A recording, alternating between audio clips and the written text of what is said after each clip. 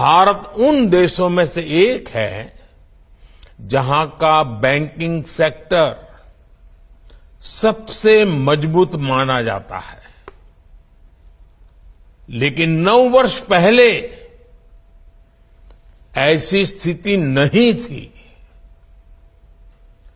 जब सत्ता का स्वार्थ राष्ट्रहित पर हावी होता है, तब कैसी बर्बादी होती है, कैसा विनाश होता है। देश में कई उदाहरण हैं। ये हमारे बैंकिंग सेक्टर ने तो पिछली सरकार के दौरान ये बर्बादी को देखा है, झेला है, अनुभव किया है। दोस्तों, आपने प्रधानमंत्री मोदी को सुना जो नौकरियां बांट रहे थे और हमेशा की तरह अपनी पीठ अपने आप ही थपथपा रहे थे कि देखिए मैंने क्या कुछ कर दिखाया। लेकिन सच्चाई क्या है? अब एक खबर निकल के सामने आई है कि भारत के 3 बैंक कभी भी धराशायी हो सकते हैं। कई बैंक बंद हो चुके हैं, कई बैंक बंद होने की कगार पे हैं। इसी बीच पिछले साल संसद में खुद सरकार ने माना था कि 5 सालों में 10 लाख करोड़ रुपए बैंकों के डूब चुके हैं। ये किसका पैसा था? मेरा और आपका पैसा था। तो प्रधानमंत्री मोदी कहते हैं कि पिछली सरकार के फोन बैंकिंग घोटाले की वजह से बैंकों की कमर टूट गई। हमने 2014 में बैंकिंग सिस्टम में नए सुधार लाया और आज भारत का बैंकिंग सेक्टर सबसे मजबूत गिना जाता है। लेकिन सच्चाई क्या है, जरा आंकड़ों के जरिए समझिए। तो प्रधानमंत्री मोदी को यह भी बताना चाहिए कि अगर बैंकिंग सिस्टम के इतने अच्छे हाल थे तो 27 में से 12 बैंकों की संख्या क्यों रह गई? क्या कारण थे कि 15 बैंकों को मर्ज करना पड़ा? इस सवाल का जवाब शायद वो कभी दे पाए। लेकिन एक और बड़ी चीज, मोदी जी की सत्ता के राज में जो है बड़े व्यापारियों का लोन जितना राइट ऑफ हुआ शायद कभी इतना ना हुआ हो। 2014-15 में अगर 60 अरब था तो अब 2019-20 में 237 अरब से ज़्यादा बड़े व्यापारियों का लोन जो है राइट ऑफ हो चुका है। यानी कि लोन उन्होंने दिया, चुकाया नहीं और अब बैंकों ने उनके खातों से हटा दिया ताकि ये ना कहा जाए कि उनके ऊपर लोन है। अब ये किसका पैसा था जो दिया गया था? ये हमारा और आपका पैसा था। लेकिन पीएम आपको कभी नहीं बताएंगे। एक और चीज, मोदी सरकार में ज्यादा डूबा बैंकों का पैसा। मोदी के शुरुआती 4 साल मनमोहन के आखिरी 4 साल पे भारी हैं।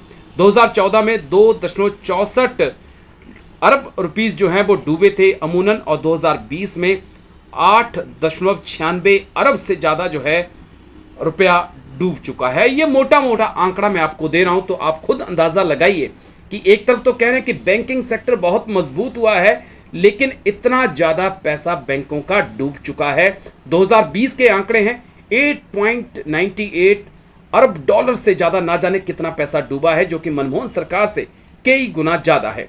10 सालों में जितना पैसा डूबा उसमें सरकारी बैंकों की रकम 85% से ज़्यादा है। यानी कि जो व्यापारी थे, जो देश छोड़ के भाग गए, जिनका लोन राइट ऑफ किया गया, उन्होंने सरकारी बैंकों से लोन लिया, फिर उस लोन को नहीं चुकाया और क्योंकि पहुंच सरकार तक थी तो फिर उनके लोन को राइट ऑफ कर दिया गया। ये एक बड़ा खुलासा है, लेकिन प्रधानमंत्री मोदी इसको नहीं बताएंगे। 2014 की बात करें तो 228.2 अरब डॉलर जो भी पैसा था वो डूबा था, लेकिन अब 678.3 अरब जो है वो पैसा डूब चुका है। ये बड़ा अहम चीज है।